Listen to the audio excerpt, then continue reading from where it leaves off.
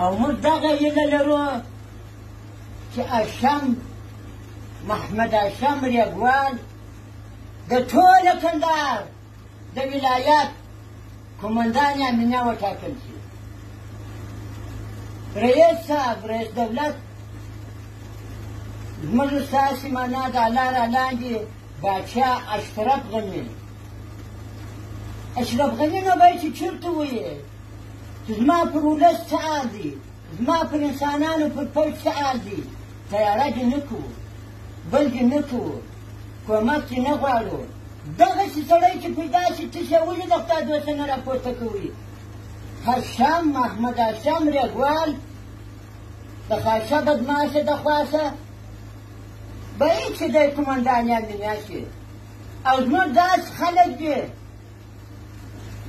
یا د خدای دوسته کتارو والا راولي والی چې راته، یا تجار راولي راته والی چې پر سپین سرو مغام یې پر نندارګانې مو لڅې پسې لږ سرونه ځغلي.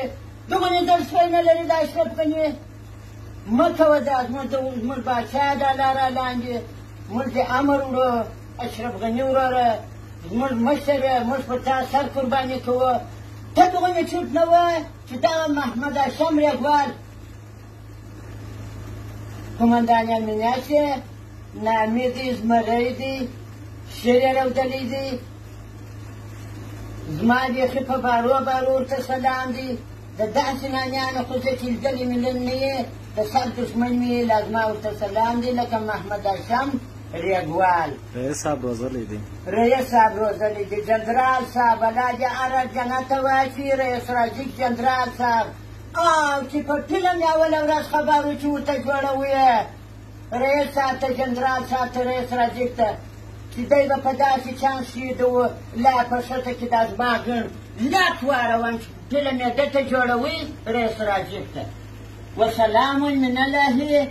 خاشه بدماش دغه ښایست لري چې محمد هاشم ریګوال قومندان امنیه شي، امن به راشي.